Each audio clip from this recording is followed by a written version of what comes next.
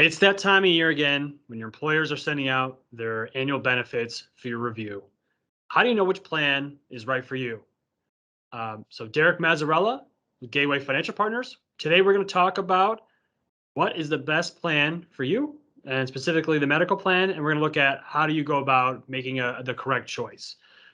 Now, when it comes to your medical insurance, there's really kind of three things that we should look for. One is going to be your health. Medical insurance is very personal, and a lot of it comes down to, how is your health? So on one end of the spectrum, you may be healthy, you never see the doctor, not even for your annual physical.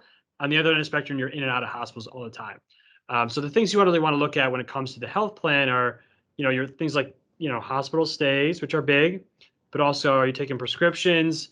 Are you consistently going in for medical imaging? Things like that, because all those costs will flow into that later.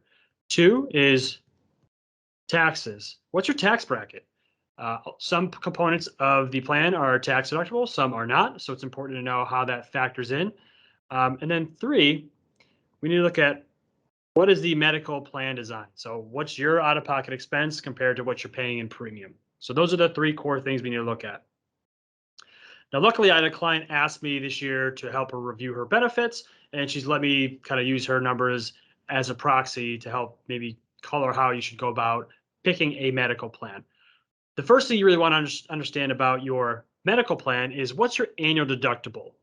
And your annual deductible here is really just your responsibility first. So it's going to flow into a few categories. So your hospital stays, day surgeries, medical imaging, x-rays, things like that. So basically, in this case, let's say you had to have 3 MRIs this year and they were each $500. With $1,000 deductible, you're paying for the first 2, and that third one is going to be on the carrier. So that's your limit for the deductible. After that, you have what's called an out-of-pocket maximum. So the out-of-pocket maximum flows into that is going to be your deductible, co-insurance, and co-pays. So generally, this is going to be your worst case scenario, what you're going to really spend the most on for the most part. There's some things that may not flow into that category, but a majority of medical expenses will flow into your out-of-pocket maximum. So those are probably the two most important numbers to know when looking at your health plan. The other thing that happens is some companies will allow for FSA or HSA contributions, so that's something to consider too. So we look at it, there's really 3 things we want to look at. We're looking at your deductible, your out-of-pocket maximum, and your premium. Now, we also want to factor in, like I said earlier, the tax piece of it. So this client here has actually 3 plans available to us. A very low deductible plan here, which is $500, a mid-tier one here, and an HSA compatible plan. I'll take 1 second to talk about HSA plans because there is a difference between a regular high deductible plan and an HSA compatible plan. Now, you need to have an HSA compatible plan to have what's called a health savings account. And there's really 2 main differences between a high deductible plan and an HSA eligible plan. One is with your prescriptions with an HSA plan, all of them will flow through your deductible first, whereas in a traditional annual high deductible plan, your copays are typically, so your prescriptions are typically just copays right off the bat. And here you're paying cost of them up to the $1,800 or whatever your deductible is. The other nuance with an HSA plan compared to a high deductible plan is in a high deductible plan, if let's say you're in a family and you have 4 members in the family, one person's capped at the $1,000 deductible. So one person in the family can't spend more than $1,000.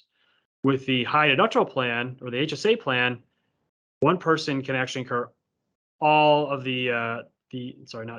all of the family deductibles. So that may not be the high deductible. Typically, it's going to be twice the cost of the $1,800. So in this scenario, it might be $3,600.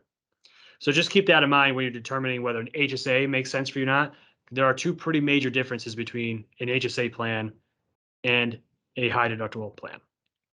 All right, let me just erase all this stuff, then I drew all over it. Okay. So one of the things we want to look at is your premium. What's your tax rate? So we want to get your after-tax premium. So if we look just on that analysis here, we're going to see the best plan to choose would be obviously the HSA plan because that has the lowest after-tax cost. The other thing to consider is the deductible expenses are not tax deductible. your premiums are, and your HSA and FSA contributions will be pre-tax deductible. So we want to look at everything in terms of an after-tax outlay. So this scenario, we're looking at the mid-tier deductible plan, the low deductible plan, and the HSA plan. If they contribute all $36.50 into it and pay the full premiums for the year, their total after-tax expense would be $5,025. So they're paying more for this, but their HSA funds can roll over year to year. So if this person never uses it, that $36.50 gets rolled over next year, and you can actually invest that amount in the market. So this can grow over time, and you can even use it in a retirement. So if you want to look at best case scenario, the best plan is probably still going to be your HSA plan because you get to carry over the $36.50, even though you're paying more.